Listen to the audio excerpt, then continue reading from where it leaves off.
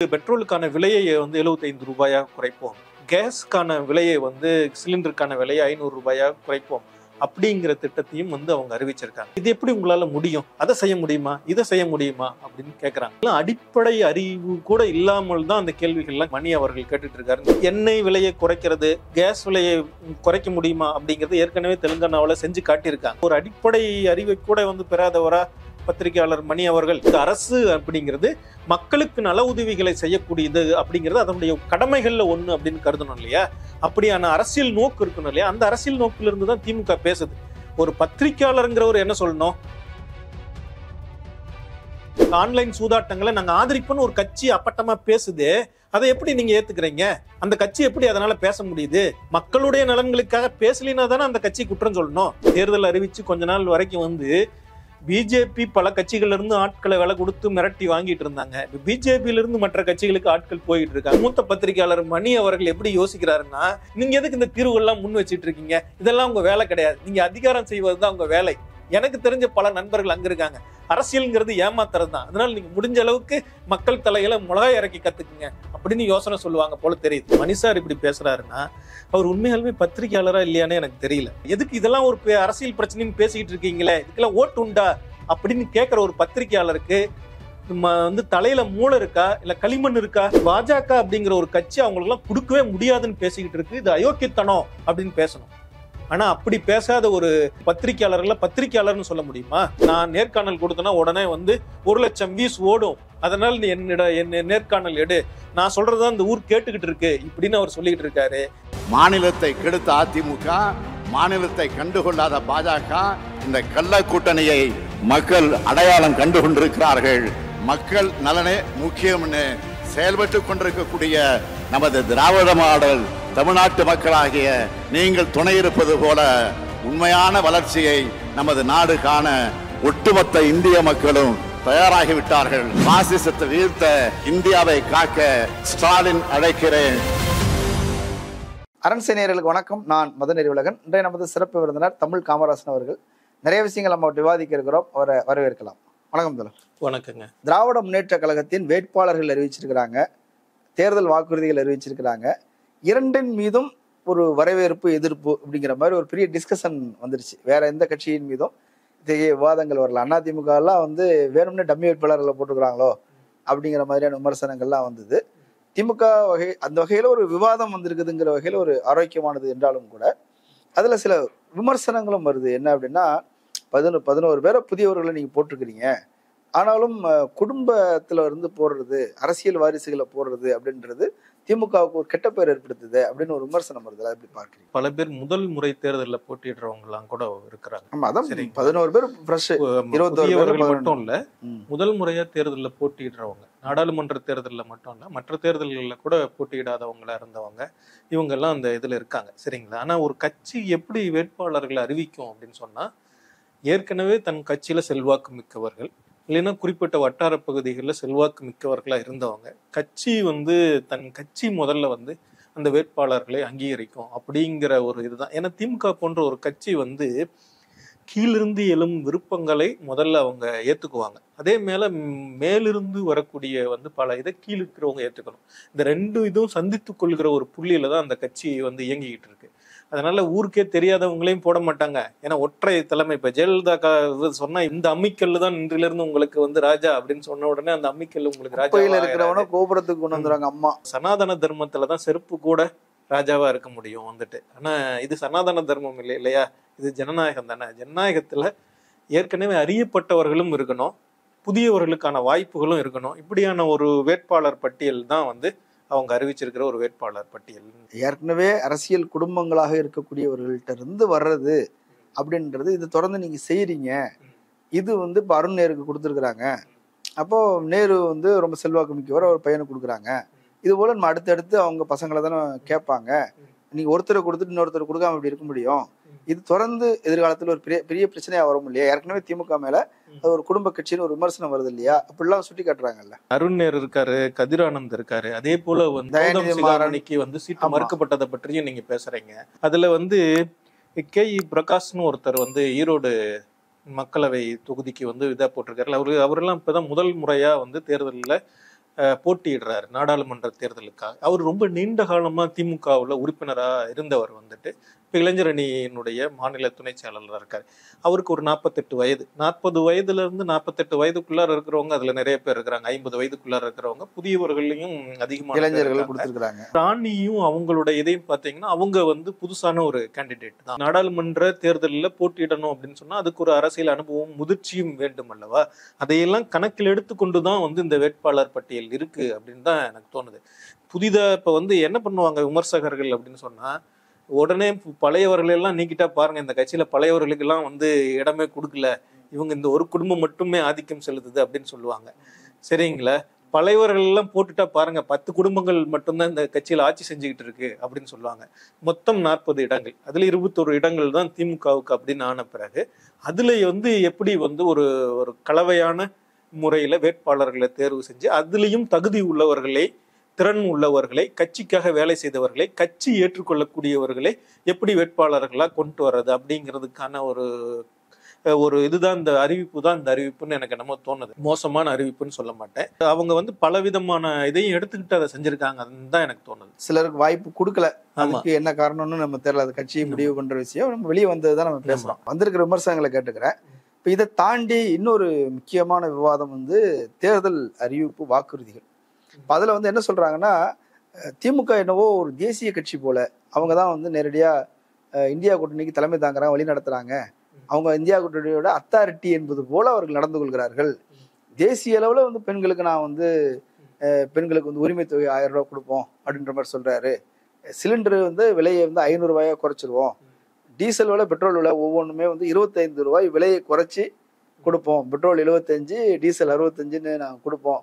இதெல்லாம் உங்களால எப்படி செய்ய முடியும்னு ஒரு கேள்வி வருது இல்ல? இந்த மாதிரியான விமர்சனங்களை எல்லாம் இப்ப வேட்பாளர் குறித்து நீங்க சொன்ன விமர்சனங்களாகட்டும், மற்றதெல்லாம் நம்ம வந்து மூத்த பத்திரிகையாளர் மணி அவர்கள் தான் தொடர்ச்சியா சொல்லியிருக்காரு. ஏற்கனவே அவர் கடந்த 2 நாட்கள்ல ஒரு 10 நேர்காணல்கள் பக்கம் கொடுத்திருக்காரு. அதுல கடைசியா கொடுத்த 2-3 நேர்காணல் தேர்தல் அறிக்கை வந்த உடனே 10 மணிக்கு தொடங்கி அவர் கொடுத்திருக்கிற நேர்காணல்கள் எல்லாம் இப்படிதான் கொடுத்திருக்காரு. சரிங்களா?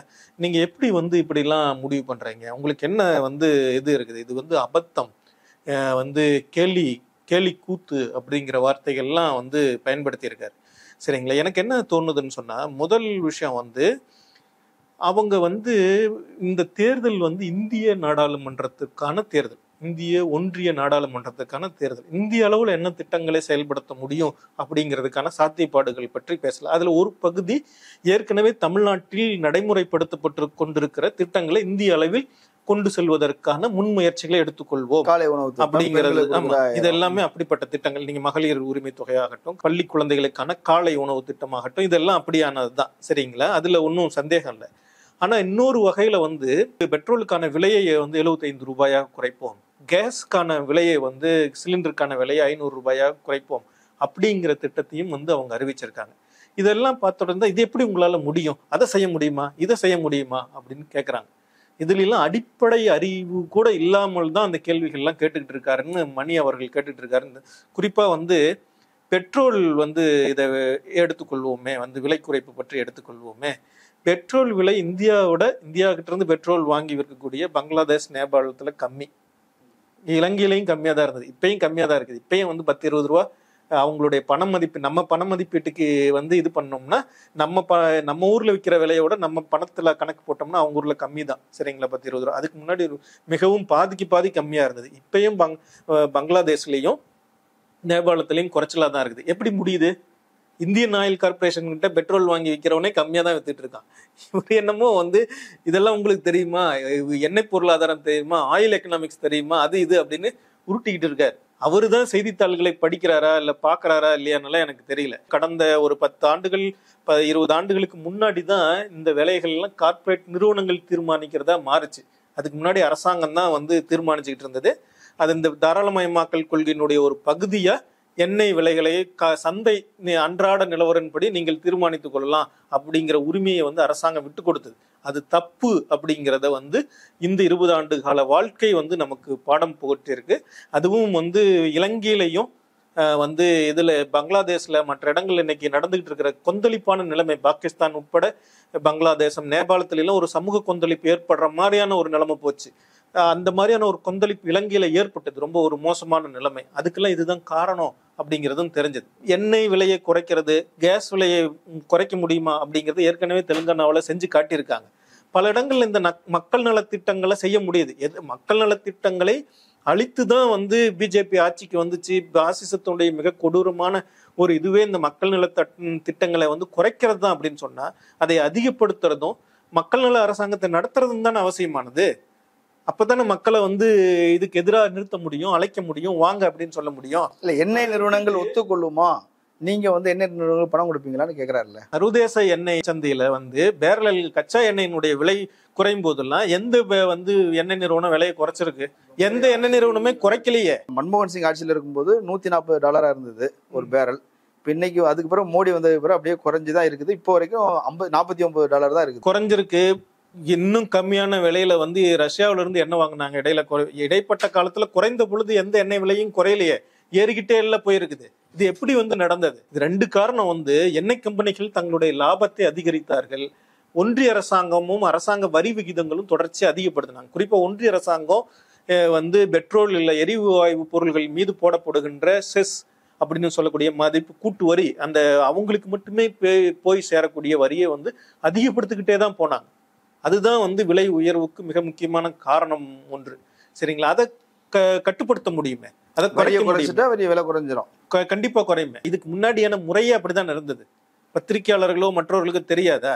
2வது, மக்கள் நல திட்டங்களை வந்து மற்ற இடங்கள்ல விட நம்ம நாட்டுல விலை அதிகமா இருக்கு. தெற்காசிய நாடுகள்ல மற்ற நாடுகள்ல விட நம்ம நாட்டுல அதிகமா இருக்குதுங்கிற ஒரு அடிப்படை அறிவை கூட வந்து பெறாதவரா பத்திரிகையாளர் மணி அவர்கள்? பெட்ரோல் டீசலாவது லாபத்துல ஒரு நஷ்டம் அப்படி கூட எடுத்துக்கலாம்.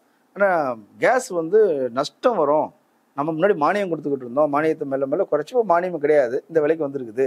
இப்போ மறுபடியும் மானியம் கொடுக்கணும்னா அரசாங்கத்துக்கு பெரிய லாஸ் வரும்ல. கேஸ் வந்து வெளிநாடுகள்ல இருந்து நம்ம அதை வாங்குறோம், உள்நாட்டிலையும் வந்து சில இடங்கள்ல இருந்து அதை எடுத்துக்கிட்டு இருக்கோம். இந்த முழுக்க வந்து அதானி நிறுவனம் தான் முழு இதையும் வந்து கட்டுப்படுத்துறாங்க, சந்தை முழுக்க. இன்னைக்கு வந்து இதுல விலை உயர்வு ஒவ்வொன்றும் இருக்கு இல்லையா, அது முழுக்கவே வந்து அதானி நிறுவனத்தினுடைய லாபமா இருக்கு. இதை நான் சொல்லல, எதிர்கட்சிகள் எல்லாமே குற்றச்சாட்டா முன் வச்சிருக்காங்க. அதனாலதான் அவங்க என்ன சொன்னாங்கன்னா, இதெல்லாம் வந்து மக்களுக்கு தேவையான அடிப்படையான விஷயங்கள் வந்துட்டு இதுல நீங்க ஒரு முதலீடு செய்யறீங்க இல்லையா, இது வந்து மக்களுடைய வாழ்க்கை சூழலை மேம்படுத்துவதற்கு உதவி செய்பவை. அதனால இதுல எல்லாம் வந்து முதலீடு செய்யணும், அவசியமா செய்ய வேண்டிய விஷயங்கள் வந்து. இப்போ ஒரு பெரிய கார்பரேட் நிறுவனத்துக்கு நீங்க எக்கச்சக்கமான வரி சலுகைகளை கொடுக்குறீங்களே, கடன் தள்ளுபடிகளை செஞ்சீங்க இல்லையா, அதெல்லாம் எப்படி உங்களால செய்ய முடிஞ்சது? ஏற்கனவே இருக்கிற மோடி அரசாங்கம் தானே அதை செஞ்சது. அதெல்லாம் செய்யும் பொழுது இது வந்து இந்த மக்கள் நல திட்டங்கள் அப்படின்னு சொல்றோம் பாருங்க, இது ஒட்டுமொத்தமான நாட்டினுடைய செலவினத்துல 5% கூட இருக்காது. மக்கள் நல திட்டங்களுக்கு செலவீடு செய்வது, அந்த செலவு கூட செய்ய முடியாத எந்த ஒரு அரசாங்கத்தாலையும். கார்பரேட்டுகளுக்கு கொடுக்கக்கூடிய மானியங்களை குறைச்சிட்டு இதை கூட்டணும் அப்படின்னு சொல்லுவாங்க. கார்பரேட்டுகளுக்கு கொடுக்கக்கூடிய சலுகைகள் மானியங்களை வெட்டணும். சரிங்களா? அது இன்னும் வெட்டாம இருக்காங்க. இப்போ வந்து ராகுல் காந்தி கடைசியா சொன்ன ஒரு யோசனை வந்து, அல்லது வந்து கொரோனா காலத்துல கடைசியா சொல்லப்பட்ட ஒரு யோசனை என்னன்னா, இப்ப மேலை நாடுகள்ல அப்ப வந்து கொரோனா காலம் முழுக்க வந்து ஒவ்வொரு குடிமக்களுக்கும் ஒவ்வொருத்தருக்கும் வந்து ஒரு குறிப்பிட்ட தொகையை வந்து கொடுத்தாங்க இல்லைங்களா, இழப்பீடா கொடுத்தாங்களா. அது மாதிரி இந்தியாவிலையும் கொடுக்கணும். அதுக்கு ஒண்ணுமே தேவையில்லை, 1% லாபத்தின் மீதான வரியை கார்பரேட் நிறுவனங்கள் மீது போட்டா போதும் அப்படின்னு சொன்னாங்க. அதை கூட செய்யல. இன்னைக்கு எடுத்து பாருங்க, வந்து இன்னைக்கு ஆங்கில இந்து நாள் இதழில் வந்திருக்கக்கூடிய ஒரு புள்ளி விவரம் நடுப்பக்கத்துல போடுவாங்க இல்லையா, டேட்டா பாயிண்ட்ல போட்டிருக்காங்க. பிரிட்டிஷ் ஆட்சி காலத்தை விட கடந்த 10 ஆண்டுகளில் வந்து வறியவர்களுக்கும் செல்வந்தர்களுக்கும் இடையிலான இடைவெளி ரொம்ப அதிகமாயிருக்கு, ரொம்ப அதிகரித்து கொண்டே போகிறார்கள், இது ரொம்ப மோசமான நிலைமை அப்படின்னு இன்னைக்கு வந்து ஒரு புள்ளி விவரங்களை வெளியிட்டு இருக்காங்க. அது ஒரு யோசனையா சொல்றீங்க. ஆனா நெடுஞ்சாலையில் டோல்கேட்டு அது இருக்குது, சுங்கசாவடி இருக்குது, எல்லா பக்கமும் வசூல் நடக்குது. பெரிய வசூல் வேட்டை தான், நாடு முழுக்க வசூல் வேட்டை தான். ஒரு லாரி இங்கேருந்து கல்கத்தாவுக்கு போயிட்டு வரணும் அப்படின்னா நாங்கள் 5000 ரூபா கொடுக்க வேண்டியிருக்குது, பெரிய லாஸ். இப்போ இது எல்லாமே அந்த பொருட்களுடைய விலையில தான் ஏறுது. அப்போ இதன் மீது விமர்சனம் வந்துட்டு இருக்குது. ஒரு வாழ்வுரிமை கட்சியுடைய தலைவர்லாம் கூட வந்து எல்லாரையும் கூட்டு போய் ஒரு தடவை அடிச்சு உடைச்சார். இது மாதிரி மும்பையில் ஒரு டோல்கேட்டை வந்து சிவசேனா அடிச்சு உடைச்சாங்க. இது ஒரு பெரிய அளவுல வந்து சுரண்டல், இது பெரிய கொள்ளை. சுரண்டல் என்பதை விட வழிப்பறி கொள்ளை என்பது போல சொல்லப்படுது. ஆனா பிஜேபி அரசு செய்யல. இப்போ திமுக வாக்குறுதி, இந்தியா கூட்டணி வாக்குறுதி கொடுத்தா கூட இதுக்கு ஒரு வேல்யூ இருக்குது. திமுக சொல்றதுல என்ன வேல்யூ இருக்குதுன்னு கேக்குறாங்க. எங்க நாளைக்கு அவங்க அமைச்சரவையில முக்கியமான சில பொறுப்புகளை அவங்க ஏற்கனவே வந்து போக்குவரத்து துறை அமைச்சராலாம் இருந்திருக்காங்க அவங்க கட்சியில இருந்து போய், நாளைக்கு முக்கியமான மினிஸ்ட்ரி வந்து அவங்க கையில வரலாம்.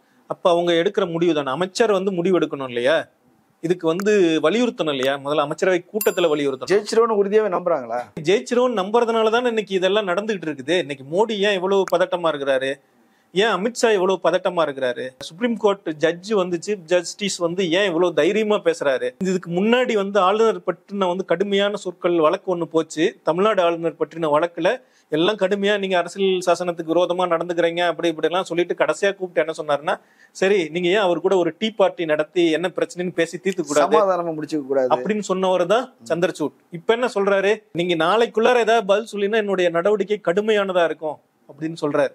அதுக்கும் ஒரு பொருள் இருக்கா இல்லையா? பல பேர் வந்து அவங்க கட்சிகள்ல இருந்து இது தேர்தல் அறிவிச்சு கொஞ்ச நாள் வரைக்கும் வந்து பிஜேபி பல கட்சிகள்ல இருந்து ஆட்களை விலை கொடுத்து மிரட்டி வாங்கிட்டு இருந்தாங்க. பிஜேபியில இருந்து மற்ற கட்சிகளுக்கு ஆட்கள் போயிட்டு இருக்காங்க, காங்கிரஸை நோக்கி வந்து கொண்டு இருக்கிறாங்க. இன்னைக்கு கூட ஒரு பெரிய தலைவர் ஒருத்தர் பெரிய கார் ஊர்வலம் நடத்தி வந்து காங்கிரஸ்ல போய் சேர்றாரு. இதெல்லாம் எதை காட்டுது? எந்த வந்து வட இந்தியா தன்னுடைய கோட்டை அங்கிருந்துதான் இது நடக்குதுன்னு சொல்றாங்களோ அதெல்லாம் சரிங்களா. இதையெல்லாம் செய்வதற்கான முதல்ல ஒரு வலு நோக்கு வேணும். இப்ப இவங்க எல்லாரும் இந்த அரசியல் கட்சிகள்லாம் பெரிய பெரிய கட்சிகள், அவங்களுக்கு பல பெரிய மனிதர்களை சந்தோஷப்படுத்துறது அல்லனா அவங்களுக்கு ஏற்ற நடவடிக்கைகள் மேற்கொள்றது அப்படிங்கறது அவங்களால வளைச்சு செஞ்சுக்க முடியும்.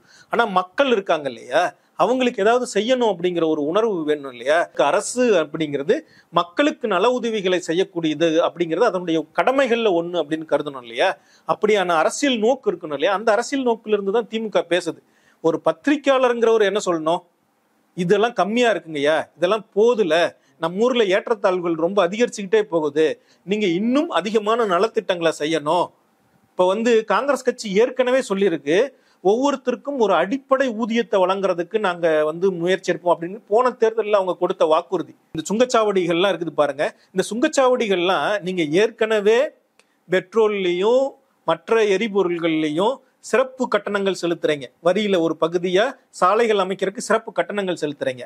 அப்புறம் நீங்க வண்டி வாகனங்கள் வாங்கும் பொழுது, அது காரா இருந்தாலும் சரி டூ வீலரா இருந்தாலும் சரி, எல்லா நேரத்திலையும் சாலைகள் அமைக்கிறதுக்குன்னு அதுல ஒரு வரி பிடிக்கிறாங்க. அதுக்கு நீங்க பணம் கொடுத்துதான் வண்டியவே வாங்குறீங்க சரிங்களா. இதெல்லாம் முடிச்ச பிறகு இந்த கட்டணங்களை கொண்டுதான் அரசாங்கம் என்ன பண்ணுது, இவ்வளவு பெரிய சாலை போக்குவரத்து வசதி உள்கட்டமைப்பு வசதியை ஏற்படுத்துது. அரசாங்கத்துக்கு வேற எங்கிருந்தோ பணம் எல்லாம் வரல, நீங்க கொடுக்குற பணம் தான் போய் அது திரும்ப செய்யுது. அதுக்கு என்ன பண்றாங்க, ஒரு டெண்டர் வர்றாங்க, டெண்டர்ல ஒரு பெரிய நிறுவனம் எடுக்குது, நான் இவ்வளவு ரூபாய்க்கு இதை செஞ்சு கொடுத்துருவேன் அப்படின்ட்டு. அப்புறம் கொஞ்ச நாள் கழிச்சு, ஐயா இந்த ரூபாய்க்கு வேலையை முடிக்க முடியாது போல இருக்கு அப்படின்னு சொன்னா ரீஎஸ்டிமேட் போட்டு இது பண்றாங்க. அப்படி வந்து பாரதிய ஜனதா அரசாங்கம், மோடி அரசாங்கம் செய்த பெரிய ஊழலை வந்து இந்திய தலைமைத்துறை கணக்கு அதிகாரி ஒரு 6 மாதத்துக்கு முன்னாடி அம்பலப்படுத்தினார். 7.5 லட்சம் கோடி ரூபாய் பல்வேறு துறைகள்ல செஞ்ச ஊழல். அதுல ஒரு ஊழல் வந்து நிதின் கட்கரி கீழே இருக்கக்கூடிய இந்த சாலை போக்குவரத்து துறை ஊழல் வந்து பெரிய ஊழல். ஆமா, 7.5 லட்சம் கோடி ஊழல் நடந்திருக்கு, பெரிய ஊழல் நடந்திருக்கு அப்படின்னு சொன்னாங்க. இதெல்லாம் யாருடைய பணம்? இந்த நிறுவனங்கள் மக்கள் பணத்தை வாங்கி கொண்டுதான் சாலையை அமைக்கிறாங்க அரசாங்கத்துக்கிட்ட இருந்து. அதுக்கப்புறம் எதுக்கு கட்டணம் வசூலிக்கணும்? இதுதான் அடிப்படையான கேள்வி சரிங்களா. இது நீங்க ஏற்கனவே பல வகைகள்ல கட்டணம் கொடுத்து, இந்த கேள்வி எப்படி வந்திருக்கு? இது மக்கள் மத்தியிலிருந்து எழுந்து வந்த பல கேள்விகள். பல சின்ன அமைப்புகள், பெரிய அமைப்புகள் எல்லாரும் இப்ப வந்து வாழ்வுரிமை கட்சி தலைவருடைய வேல்முருகனுடைய கூற்று சொன்னீங்களா, அது போல பலர் சாதாரண அடிமட்டத்திலிருந்து வரக்கூடியவங்க இது என்ன அநியாயமா இருக்கே அப்படின்னு கேள்வி எழுப்ப போய் தான் இன்னைக்கு அதை பெரிய அரசியல் கட்சிகள் எதிரொலிக்கின்றன. மக்கள் நலன் விரும்பக்கூடிய அரசியல் கட்சிகள் அதை பேசுகின்றன. அது பேசுறதுல என்ன தப்பு இருக்குதுன்னு நீங்க சொல்றீங்க? ஆன்லைன் ரம்மி தடை செய்வோம், நாடு முழுக்க தடை செய்வோம் அப்படின்னு சொல்லியிருக்கிறார். தமிழ்நாட்டில் அதுக்கான குரல்கள் வந்தது, இந்திய அளவில் அப்படின்னா குரல்கள்லாம் வரல. ஆனால் தேசிய அளவில் செய்வோம் அப்படிங்கிற மாதிரி சொல்லியிருக்கிறாரு. ஆனால் லாட்ரி மார்ட்டின்ட்ட நன்கொடை வாங்கிட்டு இதை நீங்க பேசலாமான்னு ஒரு விமர்சனம் வருது. இப்ப நன்கொடை வாங்கிக்கிட்டு மார்ட்டினோட இதுக்கு வியாபாரத்துக்கு குந்தகம் வராம நான் தடை செய்ய மாட்டேன், மக்களுக்கு எவ்வளவு கேடு நடந்தாலும் சரி அதை நான் கண்டுகொள்ள மாட்டேன் அப்படின்னு சொன்னா நீங்க கேள்வி கேட்கணும். ஒரு நியாயம் இருக்குது சரிங்களா. இப்ப ஆன்லைன் ரம்மியை வந்து தடை செஞ்சு தமிழ்நாட்டுல ஒரு சட்டம் ஏற்றினாங்க. சட்டம் நிறைவேற்றி ஆளுநருக்கு போய் ஆளுநர் முதல்ல வந்து நான் வந்து அதை ஒப்புதல் அளிக்க மாட்டேன்னு சொல்லி அப்புறம் மறுபடியும் அனுப்பி மறுபடியும் ஒப்புதல் அளித்த பிறகு கூட பாரதிய ஜனதா கட்சி என்ன சொல்லுச்சு, இது எப்படி உங்களால முடியும், இதெல்லாம் ஒன்றிய அரசாங்கத்தின் கீழே வருவது, நீங்க வேணா வெறும் சட்டம் மட்டும்தான் போட்டு வச்சுக்கிட்டு இருக்கலாம், ஏன்னா மத்திய ஒலிபரப்பு அமைச்சகத்தின் கீழே வரக்கூடியது இந்த ஆன்லைன் விவகாரங்கள்லாம், அதனால அது உங்களால செய்ய முடியாது அப்படின்னு சவால் விட்டாங்க. அப்ப பணம் வாங்காம தான் வந்து மார்ட்டினுக்காக வேலை செஞ்சுக்கிட்டு இருக்கா பாரதிய ஜனதா கட்சி? இல்ல பாரதிய ஜனதா கட்சியினுடைய கூட்டு கட்சிகள்னு சொல்றதெல்லாம் பணம் வாங்காம வேலை செஞ்சுக்கிட்டு இருக்காங்களா? அப்பனா ஏதோ பிரதிபலனை பார்த்துருக்காங்க. வந்து அவரை வந்து ஆன்லைன் வந்து ரம்மிகள்லாம் நடத்துறவங்களெல்லாம் நேரில் சந்திச்சு பேசினாரே வந்து ஆளுநர் அவர்கள். அவர் எந்த அடிப்படையில் பார்த்து பேசினார்? மணி அவர்கள் வந்து ஆளுநர் அவரை பார்த்து பேசியதாக பத்திரிகையாளர் நண்பர்கள்லாம் சொல்லிக்கிறாங்களே, அவர் என்ன கணக்குல பேசிட்டு இருக்காரு? ஆளுநரை சந்திச்சாவே தப்பா? அதாங்க, நீங்க எதுக்காக சந்திச்சீங்க வெளிப்படையா சொல்லுங்க. ஆளுநர் அவர்களை எதுக்கு சந்திச்சாருன்னு வெளிப்படையா சொல்லட்டும். ஏன் நீங்க ஒரு இதை ஆதரிச்சு பேசுறீங்க? ஆன்லைன் இதெல்லாம் நாங்க வந்து ஆன்லைன் சூதாட்டங்களை நாங்க ஆதரிப்போம்னு ஒரு கட்சி அப்பட்டமா பேசுது. அதை எப்படி நீங்க ஏத்துக்கிறீங்க? அந்த கட்சி எப்படி அதனால பேச முடியுது? மக்களுடைய நலன்களுக்காக பேசலினா தானே அந்த கட்சி குற்றம் சொல்லணும். மாணவர்களுக்கு வட்டி இல்லாத கடன் 4 லட்சம் வழங்கப்படும் அப்படின்னு சொல்லியிருக்கிறாங்க. ஏற்கனவே வாக்குறுதி கொடுத்திருந்தீங்க, கடன்களை ரத்து செய்வோம்னு சொன்னீங்க, செஞ்சிட்டீங்களா? அப்புறம் எதுக்கு இந்த பேச்சு அப்படின்னு ஒரு கேள்வி வருது இல்ல? நீட் விலக்கு ஏற்கனவே கொடுக்கப்பட்ட வாக்குறுதி. இந்த மாணவர் கடன் ரத்து, கல்வி கடன் ரத்து ஏற்கனவே கொடுக்கப்பட்ட வாக்குறுதி தான். இந்த 2 விஷயங்களும் வந்து வங்கித்துறை ஒன்றிய அரசின் கீழே இருக்கக்கூடிய ஒரு துறை தான். இப்போ வந்து கடன்களை மாநில அரசாங்கம் இது பண்ணா முழு தொகையும் திரும்ப செலுத்தினாதான் அந்த கடன்களை அடைக்க முடியும். ஆனா இப்போ ஒன்றிய அரசாங்கம் நினைத்தா ஒரு சட்டம் போட்டு அந்த கடன்களை முழுக்க ரத்து செஞ்சிட முடியும். இழப்பீடு வங்கி கொடுக்காம வேறு இழப்பீடுகளை வைத்து இதை நிரப்பிக் கொள்ளுங்க அப்படிங்கிறது மாதிரி அதை வந்து மாற்றி அமைக்க முடியும். சரிங்களா? நாளைக்கு யூனியன் கவர்மெண்ட்ல போனா அவங்களால அதை செய்ய முடியும் இல்லையா? பல விஷயங்கள் வந்து யூனியன் கவர்மெண்ட் பத்தின பிரச்சனைகள் தான். சரி, யூனியன் கவர்னன்ஸ் சம்பந்தமான பிரச்சனை. நீட் ஒழிப்புக்கு இது வரைக்கும் தடையா இருக்கிறது என்ன? வந்து ஆளுநர் ஒப்புதல் தர மாட்டேங்கிறாரு. ஆளுநர் வந்து உள்துறை அமைச்சகத்துக்கிட்ட அனுப்பி வச்சுட்டேன்னு சொல்றாரு. உள்துறை அமைச்சகம் ஒரு பதிலும் சொல்ல. குடியரசுத் தலைவர்கிட்ட அனுப்புனா உள்துறை அமைச்சகம் தான் அதுல முடிவு எடுக்கணும். ஒரு முடிவு எடுக்காம வச்சுக்கிட்டு இருக்காங்க. போய் உதயநிதி வந்து உள்துறை அமைச்சரை பார்த்து வலியுறுத்தினார், பிரதமரை பார்த்து வலியுறுத்தினார், ஒன்னும் முடிவு எடுக்கலையே. அப்ப தேர்ந்தெடுக்கப்பட்ட ஒரு அரசாங்கம், ஒரு சட்டமன்றம் வந்து சட்டமியற்றி அனுப்புவதற்கு என்ன மரியாதை இருக்கு அப்படிங்கிறதான எழுப்ப வேண்டிய கேள்வி. அதை நீங்க இன்னைக்கு ஒரு சாதகமான அரசியல் சூழல் இருக்கு. இந்தியா முழுக்க ஒரு சாதகமான அரசியல் சூழல் இருக்கு. அந்த அரசியல் சூழல்ல பல கோரிக்கைகளை அவர்கள் முன்னுக்கு எடுத்துக்கிட்டு போறாங்க. இன்னும் சொல்ல போனா வந்து கல்வியை வந்து மாநில பட்டியலுக்கு கொண்டுட்டு வருவோம் அப்படின்னு ஒரு இதை சொல்லியிருக்காங்க. அது கொண்டு வந்துட்டா இந்த சட்டத்தை தானா செல்லுபடி ஆகாம போயிடும். சரிங்களா? இதே வந்து கோரிக்கை கடந்த முறையே வந்து காங்கிரஸ் கட்சி கொடுத்திருக்கிறது. இந்த முறையே அவங்க இந்த கோரிக்கைகள்லாம் கொடுக்கதான் போறாங்க. இதன் மூலமா வந்து மக்களுக்கு நலம் விளைகிறதா இல்லையா அப்படிங்கறதான பிரச்சனை. கவர்னருடைய அதிகாரம் குறைப்பு என்பது அரசியல் அமைப்புக்கு முரணானதா இல்லையா? எப்படி முரணானது? 361 நீக்கிறேன் அப்படின்னு சொல்றது அவருடைய அதிகாரத்தை குறைப்பது இல்ல. மாநில அரசோட அரசியல் அமைப்பு நோக்கிற்கு, அடிப்படை அரசியல் அமைப்புக்கு முரணானதா இல்லையான்னு கேட்டீங்க. நம்முடைய அரசியல் அமைப்பு உருவாக்கப்பட்ட பொழுது கவர்னர் பதவியே கிடையாது. சரிங்களா? உருவாக்கப்பட்டு அதனுடைய முதல் டிராஃப்ட் எல்லாம் பார்த்து அடுத்தடுத்த இதுலயும் ஏறக்குறைய நிறைவேற்றப்படும் வரையே கூட ஆளுநருங்கிற ஒரு பதவியே உருவாக்கப்படலை. அதுக்கப்புறம் வந்து தான் உருவாக்கப்பட்டது. அது வந்து ஒரு திணிக்கப்பட்ட பதவி. அதுல வந்து ஒன்றிய அரசாங்கத்தினுடைய ஒரு அதிகாரத்தை மாநிலங்கள் மேல செலுத்தணும் அப்படிங்கிற நோக்கத்திற்காக திணிக்கப்பட்ட ஒரு பதவி தான். அது எப்படி வந்து இதா இருக்கும்? ஆளுநர் அதிகாரங்கள் ரத்து செய்யப்படணும். ஆளுநர் பொறுப்பு இருக்கும் வரை அது மாநில வந்து முதலமைச்சருடைய ஆலோசனையின் பேர்ல தான் நியமிக்கப்படணும். அப்படிங்கிறது எப்படி வந்து அரசியல் அமைப்புக்கு எதிரானதா இருக்கு? ஒன்றிய அரசு ஒரு கொள்கையை எடுக்குது, தனியார் மயம், தாராளமயம், உலகமயம் அப்படி கூட எடுத்துக்கங்க. அதுக்கு விரோதமாக மாநில அரசு செயல்படுது அப்படின்னு சொன்னா அது எப்படி கட்டுப்படுத்துறது? அவங்க பாட்டு சட்டத்தை நிறைவேற்றிட்டு போயிட்டே இருப்பாங்க. அப்போ அதை கட்டுப்படுத்துறதுக்கு ஆளுநருடைய ஒப்புதல் அப்படிங்கிற ஒண்ணு இருக்குது. அப்போ அது அவங்க மீறி போறாங்கன்னா அவங்களால நிறுத்தி வைக்க முடியுது இல்ல. இங்கதான் நீங்க வந்து மக்களால் தேர்ந்தெடுக்கப்பட்ட ஒரு அவைக்கு தான் அதிக அதிகாரம் இருக்கு. அவங்கதான் இறையாண்மை பெற்றவர்கள். சரிங்களா? மக்களிடமிருந்து அதிகாரம் பெற்றவர்கள். அவங்க மக்களுடைய விருப்பங்களை தான் நிறைவேற்றணும். சரிங்களா? இதுக்கு எதிராக ஆளுநர் வந்து இப்படி வந்து நினைக்கிறாரு, இது வேண்டான்னு நினைக்கிறாரு, ஒன்றிய அரசாங்கம் வேண்டான்னு நினைக்கிறது அப்படிங்கிறலாம். இங்க வந்து இருக்கிற ஒவ்வொரு மாநிலங்களும் அவங்களுடைய அவைகள் இருக்குல்ல, மக்களால் தேர்ந்தெடுக்கப்பட்ட அவைகள் இருக்குல்ல, அதுக்கு ஒரு அதிகாரம் இருக்கு. இப்போ யூனியன் கவர்மெண்ட் வந்து ஒரு சட்டத்தை, நாடாளுமன்றம் ஒரு சட்டத்தை ஏற்றணும்னு சொன்னா அந்த நாடாளுமன்ற அவை வந்து நிறைவேற்றப்படுற சட்டம் வந்து மாநில அமைச்சரவைக்கு உடன்பட்டதா இருக்கணும். இது வந்து இப்போ அம்பேத்கர் அவர்கள் வந்து அதை பேசும் பொழுது இந்த ஸ்டேட்ஸ் மைனாரிட்டிஸ் ரெண்டும் தான் முக்கியமான பிரச்சனைன்னு நினைச்சார். அவர் எல்லாம் சொல்லும் பொழுது அதுதான் சொன்னார். நீங்க வந்து உங்ககிட்ட ஒரு பெரும்பான்மை இருக்குது அப்படிங்கிறதுக்காக ஒரு மாநிலத்தின் மீது எதை வேண்டுமானாலும் திணித்து விடலாம் என்று கருதாதீர்கள் அப்படின்லாம் கூட அவர் பல முறை சொல்லியிருக்காரு. மாநிலங்களுக்கு இடையில ஏற்றத்தாழ்வான இந்த பிரதிநிதித்துவம் இருக்குது இல்ல, அதுவே ஒரு பிரச்சனைன்னு கூட அவர் நினைச்சார். இதெல்லாம் ஜனநாயகம் கெட்டு போகிறதுக்கான ஒரு வழியா மாறிடலாம், இன்னொருத்தர் மேல ஆதிக்கம் செலுத்துவதற்கான ஒரு வழியா மாறிடலாம் அப்படின்னு கூட ஒரு எச்சரித்து சென்றிருக்கிறார். அதையெல்லாம் கவனத்திலே எடுத்துக்கலையே. இது எப்படி அரசியல் அமைப்புக்கும் அரசியல் அமைப்பினுடைய அடிப்படையான கொள்கைகளுக்கும் நோக்குகளுக்கும் எதிரானதா இருக்கும்? திமுக 40 தொகுதிகளிலும் வெற்றி பெற போகிறது, இது எல்லாருக்கும் தெரியும். இந்தியா கூட்டணி தோத்துருன்னு சொல்லக்கூடிய கருத்து கணிப்புகள் கூட இங்க திமுக 40 ஜெயிச்சிடும் அப்படின்னு சொல்றாங்க, அல்லது 30 ஜெயிச்சிடும், ரொம்ப குறைச்சினாலும் 30 ஜெயிச்சிடும் அப்படின்னு சொல்றாங்க, 51% வந்துரும்னு சொல்றாங்க. அப்படி இருக்கும்போது இது போன்ற அறிவிப்புகள் இதெல்லாம் தேவையா? நீங்க தான் ஜெயிச்சிருவீங்களா, அப்புறம் எதுக்கு இதெல்லாம் அப்படின்னு ஒரு கேள்வி வருது இல்ல. மக்கள் நலத்திட்டங்களை அறிவிக்கிறது அரசியல் அப்படின்னா எதுக்கு செய்யணும்? ஜெயிச்சிருவேன், அதனால நான் எதையோ ஒன்றும் சொல்ல மாட்டேன், நான் எதோ ஒன்றும் செய்ய மாட்டேன் அப்படிங்கிறது அரசியலா? நான் தோத்துருவேன், ஆகவே நான் எதோ ஒன்றையும் சொல்ல மாட்டேன், நான் எதோ ஒன்றையும் செய்ய மாட்டேன் அப்படிங்கிறது அரசியலா?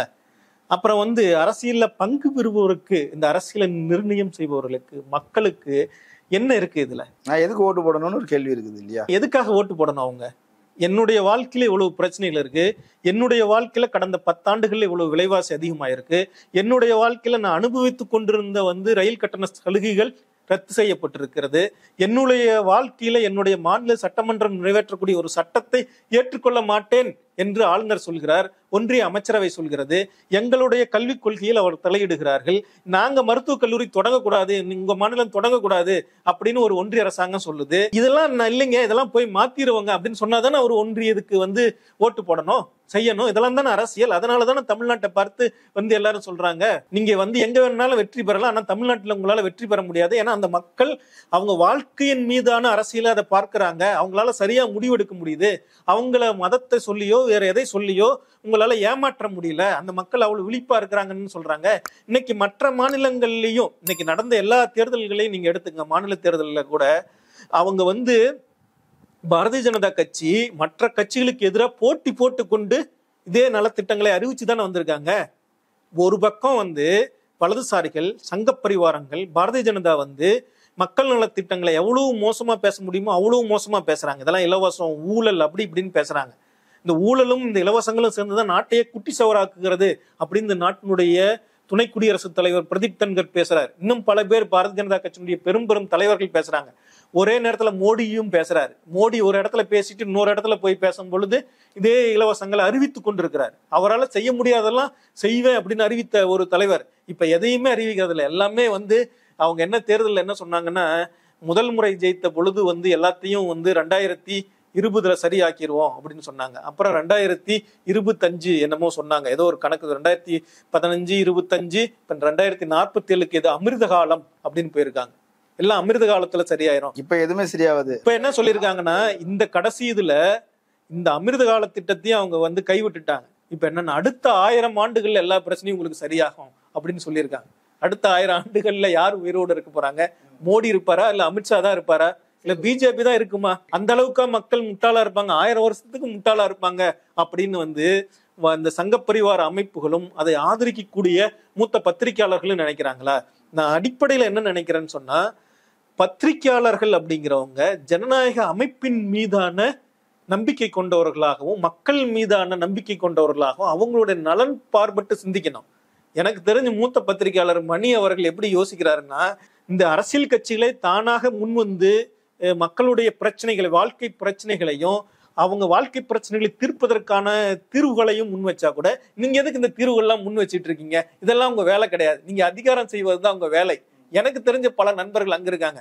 அரசியல்ங்கிறது ஏமாத்துறது தான், அதனால நீங்க முடிஞ்ச அளவுக்கு மக்கள் தலையில மிளகாய் இறக்கி கத்துக்குங்க அப்படின்னு யோசனை சொல்லுவாங்க போல தெரியுது. சிறுபான்மையினருக்கு போதிய பிரதிநிதித்துவம் இல்லை, இஸ்லாமியர்களுக்கு நீங்க சீட்டு கொடுக்கல, சிலரை கொடுத்துருக்கிறீங்க, எம் அப்துல்லா இருக்கிறாரு, ஆனா இந்த எலெக்ஷன்ல அவங்களுக்கு போதிய பிரதிநிதித்துவம் இல்லை. காரணம் என்ன அப்படின்னா, பிஜேபி அதை எதிர்கொள்வதற்கு அது ஒரு தடையா இருக்கும்னு நினைச்சிட்டாங்க. இது பிஜேபிக்கு கிடைத்த வெற்றி என்பது போல ஒரு தோற்றம் வருது. இதுல 2 பிரச்சனை இருக்கு. இதுல இது நீங்க கேட்டிருக்கிறது ரொம்ப முக்கியமான ஒரு கேள்வி. ஒன்னு, முஸ்லிம்களுக்கு சீட்டு ஒரு நாடாளுமன்ற தொகுதியில போட்டியிடுவதற்கான வாய்ப்பு அளிக்கப்படவில்லை அப்படிங்கிறது கூட்டணி, ஒட்டுமொத்த இந்தியா கூட்டணியில ஒருத்தருக்கு இந்தியன் முஸ்லீம் லீக் அவங்களுக்கு கொடுத்துருக்காங்க, யூனியன் முஸ்லீம் லீக் கொடுத்துருக்காங்க. ஆனா வந்து திமுக சார்பா, ஏன்னா திமுக ஒரு வலுவான வந்து மதசார்பற்ற கட்சி, சிறுபான்மை மக்களையும் தங்களுக்குள் உள்ளடக்கி எப்பொழுதுமே தேர்தலை சந்தித்துக் கொண்டிருந்த ஒரு கட்சி அப்படிங்கிற முறையில இந்த நாட்டில் இப்படியான உணர்வு கட்டி எழுப்பப்படுவதற்கு அந்த கட்சி ஒரு முக்கியமான பங்காற்றி இருக்கிற வேலைகள்ல ஒரு கடந்த 2 தேர்தல்கள்ல அப்படியான வாய்ப்புகள் கொடுக்கப்படலை அப்படிங்கிறது ரொம்ப மிக முக்கியமான குறையா சொல்றாங்க. ரொம்ப காலமா இருக்கிற இன்னொரு குறை வந்து அருந்ததியர்களுக்கு ஒரு நாடாளுமன்ற தொகுதியை வந்து அந்த மக்கள் பெரும்பான்மையா இருக்கிற இடங்கள்ல கூட அவங்களுக்கு இடம் கொடுக்காம இருக்காங்களே அப்படிங்கிறதையும் ஒரு குறையா சொல்லிட்டு இருக்காங்க. இந்த மனக்குறைகள்லாம் நிவர்த்தி செய்யப்பட வேண்டியவை அப்படிங்கிறது நான் உடன்படுறேன். ரொம்ப முக்கியமான ஒண்ணு. ஆனா இதுல என்ன பிரச்சனைனா வந்து ஒரு ரைட் விங் பாலிடிக்ஸ் வந்து இதா இருக்கும் பொழுது, ரொம்ப வந்து அதிகமான இதா இருக்கும் பொழுது, அவங்க வந்து அவங்க கட்சிக்குள்ளார அத்தகைய வேட்பாளர்கள் அவங்களுக்கு இல்லாம இருக்கலாம். நான் வெளியில இருந்து தானே பாக்குறேன். எனக்கு ஒன்றும் அதை பற்றி பெரிய அபிப்பிராயங்கள் எதுவும் இல்லை. இந்த சமூகங்களை சார்ந்த ஒரு வலுவான வேட்பாளர்கள் குறிப்பிட்ட தொகுதிகளில் இந்த தொகுதிகளில் நிப்பாட்டினா அவருக்கு வெற்றி வாய்ப்பு கூட அப்படிங்கிற அளவுக்கு வந்து அவங்களுக்கு வாய்ப்புகள் இல்லாம இருக்கலாம். ஆனா இந்த 2 சமுதாயத்திற்குமே அவங்க வந்து என்ன பண்ணியிருக்காங்கன்னா, மாநிலங்களவையில பிரதிநிதித்துவம் கொடுத்துருக்காங்க. அவங்க ஒரே நேரத்துல எல்லா சமூகங்களுக்கும் பிரதிநிதித்துவம் கொடுக்கணும் அப்படிங்கிற எண்ணமும் இருக்கு. அதை தேர்தல் வரம்புகள் அல்லது வந்து வலதுசாரி அரசியல் மேலெழுந்திருக்கக்கூடிய ஒரு சூழல்ல அவங்களால கொடுக்க முடியாம போயிருக்கலாம். அது பிரச்சனை. சரி செய்யப்படணும்னு சரி செய்வாங்கன்னு நினைக்கிறேன். இலங்கை தமிழர்களுக்கு நாங்க வந்து குடியுரிமை கொடுப்போம் அப்படி ஏற்கனவே நிறைய நிவாரண பணிகள், அதாவது உதவிகள் இதெல்லாம் கூட நிறைய அறிவிச்சிருக்கிறார் முதலமைச்சர் ஸ்டாலின் அவர்கள். இப்ப இதுல வந்து சொல்லும்போது இந்த ஈழத்தமிழர் பிரச்சனை, இலங்கை தமிழர் பிரச்சனை, இது என்னவோ பெரிய அளவுல ஓட்ட அள்ளி தந்துடும் போது நம்ம வந்து நம்மளுடைய வீழ்ச்சிக்கு இதுதான் காரணம் போல, 10 ஆண்டுகள் நம்ம மேலெழுந்து வர முடியாம போனதுக்கு சீமான் போன்றவர்களுடைய அந்த ஒரு ஒரு ஒரு நாம் தமிழர் இயக்கம் இதோட வைக்கக்கூடிய விமர்சனம் எல்லாமே ஈழத்தமிழர்களை மையப்படுத்தி, ஸோ அதுக்கு நம்ம வந்து ஏதாவது பிராயச்சித்தம் தேடணுங்கிற மாதிரி அவங்க பண்றாங்க. இதெல்லாம் ஓட்டு வராத அரசியல் அப்படின்னு கூட மணி சொல்றாருல்ல. ஓட்டுக்காக தான் எல்லாமே செய்யணுமா? எனக்கு வந்து அதுல இருக்கிற ஒரு அடிப்படையான கேள்வி வந்து அது மட்டும் தான். மணிசார் இப்படி பேசுறாருன்னா அவர் உண்மையாலுமே பத்திரிகையாளரா இல்லையானே எனக்கு தெரியல. தமிழ்நாட்டுல ஒரு 1.5 லட்சம் பேர் குடியுரிமை இல்லாதவர்களா இருக்கிறாங்க. நம் தாய்மொழியை பேசிக்கொண்டு நம்ம மொழியை பேசுறவங்க தமிழர்கள் குடியுரிமை இல்லாதவங்களா இருக்கிறாங்களே அப்படிங்கிறத பத்தின அவருக்கு ஏதாவது கவலை இருக்கா? அவங்க தொடர்ச்சியா வந்து நீதிமன்றங்களை நாடிக்கிட்டே இருக்காங்க. இந்த தேர்தல் மட்டும் இல்லை, இதுக்கு முன்னாடி 2 தேர்தல்களாகவே திமுகவும் சரி அதிமுகவும் சரி இந்த குடியுரிமை பிரச்சனையை வந்து எடுத்திருக்காங்க. அப்பயே வந்து குடியுரிமையை வாங்கி தருவோம் அப்படின்னு வாக்குறுதி அளிச்சிருக்காங்க. அது ஏன் ஒவ்வொரு தேர்தல் அறிக்கையிலையும் தொடருது? நான் சொல்ல போனா இந்த கோரிக்கை நிறைவேறும் வரை தொடரணும் அப்படின்னு தான் சொல்லுவேன். அது இந்த முறை வந்து வாய்ப்புகளும் கூட. ஏற்கனவே சென்னை உயர்நீதிமன்றத்துல வந்த வழக்கு ஒன்றுல வந்து கண்டிப்பா உரியவர்களுக்கு தகுதி உடையவர்களுக்கு பரிசீலிக்கணும் அப்படின்னு சொல்லியிருக்காங்க. அதுல ரொம்ப மிக முக்கியமாக மலையக தமிழர்கள், அவங்க வந்து கிழக்கு பகுதிக்கு போயிட்டு திரும்ப இந்தியாவுக்கு 80களில் திரும்பி வந்தவங்க, அங்கேயும் இருக்க முடியாம இந்தியாவுக்கு திரும்பி வந்த குடும்பங்கள் வந்து இங்க இருக்காங்க. அப்ப இந்த ஊர்ல இருந்து அங்க போயிட்டு திரும்ப வந்தவங்களுக்கு கூட வாக்குரிமை, குடியுரிமை இதெல்லாம் கொடுக்காம இருக்கிறது எவ்வளவு பெரிய அநியாயம். இது வந்து பெரிய பிரச்சனை இல்லையா? அதனால இதை வந்து சரி செய்யறதுக்கான ஒரு முயற்சி எடுத்துக்கிறது அப்படிங்கிறது ஒரு அரசியல் கட்சியினுடைய அடிப்படையான கடமை. தேர்தல் ஓட்டு மட்டும் போகக்கூடாது. ஓட்டு மட்டுமான பிரச்சனை அல்ல, குடிமக்கள் சுயமரியாதையோட வாழணும் அப்படிங்கிறது தான். சரிங்களா? அவங்க ஒரு மனிதர்களா வாழக்கூடியவங்க. 2 தலைமுறை 3 தலைமுறை இந்த ஊர்லயே பிறந்து வளர்ந்தவங்க. வேற ஊரே தெரியாத ஒருத்தர் வந்து இந்த நாட்டினுடைய குடிமகன் இல்லைன்னு சொல்றது வெக்கமா இல்லையா? அப்படி ஒரு மக்கள் இந்த நாட்டுல வாழ்ந்துகிட்டு இருக்காங்க. அவங்களுக்காக பேச வேண்டிய பத்திரிகையாளர்கள் வந்து இல்ல எதுக்கு இதெல்லாம் ஒரு அரசியல் பிரச்சனைன்னு பேசிக்கிட்டு இருக்கீங்களே, இதுக்கெல்லாம் ஓட்டு உண்டா அப்படின்னு கேட்கிற ஒரு பத்திரிகையாளருக்கு வந்து தலையில மூளை இருக்கா இல்ல களிமண் இருக்கா? திமுகவுடைய தேர்தல் வாக்குறுதி ரொம்ப பாசிட்டிவ். எதிர்கட்சிகளும் விமர்சிக்க முடியல, பிஜேபியும் விமர்சிக்க முடியல, எல்லாம் கம்முன்னு இருக்கிறாங்க. 10 சொல்றாங்க, கம்முன்னு இருக்கிறாங்க, ஏமாத்து வேலை இப்படிதான் சொல்றாங்களே தவிர ஒவ்வொரு விஷயத்தையும் எடுத்து வச்சுட்டு சாத்தியம் இல்லைன்னு யாரும் பேச முன்வர மாட்டேன்றாங்க. எனக்கு தெரிஞ்ச மணி மட்டும்தான் அதை தொடர்றதுக்கு துணிஞ்சிருக்கிறார். மீது யாரும் துணியில. அந்த அளவுக்கு அது வந்து ஒரு பாப்புலரான ஒரு தேர்தல் அறிக்கை, செல்வாக்கு செலுத்தக்கூடிய தேர்தல் அறிக்கை. அதுதான் ஒரு பதட்டத்தை ஏற்படுத்தி இருக்குது அப்படின்னு தோணுது. அப்படி என்றால் இது முழுக்க முழுக்க மக்கள் நலன் சார்ந்த அக்கறையுள்ள ஒரு தேர்தல் அறிக்கை. இது முடியுமா முடியாதா என்பதை விட இது முடியணும் அப்படித்தானே பேசியிருக்கணும். அப்படி பேச விடாமல் தடுப்பது எது? கொஞ்ச காலமா சவுக்கு சங்கர் அப்படிங்கிற ஒரு மூத்த பத்திரிகையாளர்கள் வந்து இந்த ஊர்ல வந்து இருந்தவர் பெரிய அரசியல் ஞானி, அவர் வந்து ஒரு அரசியல் புலி, அவரால் செய்ய முடியாதது ஒன்றும் இல்லை, அவர் யோசிப்பதெல்லாம் வந்து வானத்திலிருந்து அவருக்கு அருளப்பட்டது அப்படிங்கிற மாதிரி பேசுறவர். சரிங்களா? அவர் காணாம போயிட்டார். ஏன்னா அவர் சொன்னது அத்தனையும் பொய், ஒரு புருடா, ஏமாற்று பித்தலாட்டம் அப்படிங்கிறது ஊருக்கே தெரிஞ்சு போயிட்டு அவர் பேச்சை கேட்டுக்கிட்டு போன எடப்பாடி வந்து கடைசியில வந்து திமுக கூட்டணியிலிருந்து எல்லோரையும் பீத்து எடுத்துக்கொண்டு வந்து உங்களுடன் கூட்டணி மெகா கூட்டணி ஒன்று அமைத்து விடலாம் அப்படி இப்படிலாம் கேட்டு அதெல்லாம் வந்து எவ்வளவு மோசமா ஆயிட்டது அப்படிங்கிறது வந்து எல்லாருக்கும் தெரிஞ்சிட்டதுதான். சரிங்களா, அவர் 4 பக்கம் வந்து வேலை செய்யக்கூடிய ஒரு அரசியல் புரோக்கர் அப்படிங்கிறது. அந்த பக்கம் பாஜகவுக்கு வேலை செய்வார், இந்த பக்கம் அதிமுகவுக்கு வேலை செய்வார். இன்னொரு எவனாவது வந்து காசை கொடுத்து வேலை செய்ய சொன்னா கூட அவங்களுக்கு ஒரு 2 மணி நேரம் மாத்திட்டு போங்க அப்படின்னு சொன்னா அவங்களுக்கும் சேர்த்து ஆத்தக்கூடியவர் அப்படிங்கிறதும் தெரிஞ்சிட்டது. அவர் போன உடனே இந்த வந்து அரசியல் கடமையை யார் ஆற்றுவது? சவுக்கு சங்கர் அவர் எப்பவுமே வந்து பத்திரிகையாளர் கிடையாது. அவரை வந்து நீங்க என்ன விமர்சனம் சொன்னாலும் ரைட், இது வரைக்கும் சொன்னது சரி. ஆனா இவர் அப்படி இல்லை, இந்தியா டுடேல வேலை செஞ்சவர், இவருக்கு ஒரு பாரம்பரியம் இருக்குது, அனுபவம் இருக்குது. அந்த தரத்துல இவரை கொண்டு போக முடியுமா? அதுதான் நான் சொல்றேன். நான் இந்த முன்னாடி ஒரு கேள்வி கேட்டீங்கல்ல, குடியுரிமை இல்லாத ஒரு மக்கள் பகுதி ஒரு 2 தலைமுறை 3 தலைமுறையா இந்த நாட்டுல வாழ்ந்தவங்க, அவங்களுக்கு குடியுரிமை கொடுக்கப்படணும் அப்படிங்கிற ஒரு கோரிக்கையை வரவேற்கணும். எல்லா அரசியல் கட்சிகளும் தங்களுடைய தேர்தல் அறிக்கையில் இதை சொல்லணும், செய்யணும் அப்படின்னு சொல்லணும். பாஜக அப்படிங்கிற ஒரு கட்சி அவங்களுக்கெல்லாம் கொடுக்கவே முடியாதுன்னு பேசிக்கிட்டு இருக்கு, இது அயோக்கியத்தனம் அப்படின்னு பேசணும்.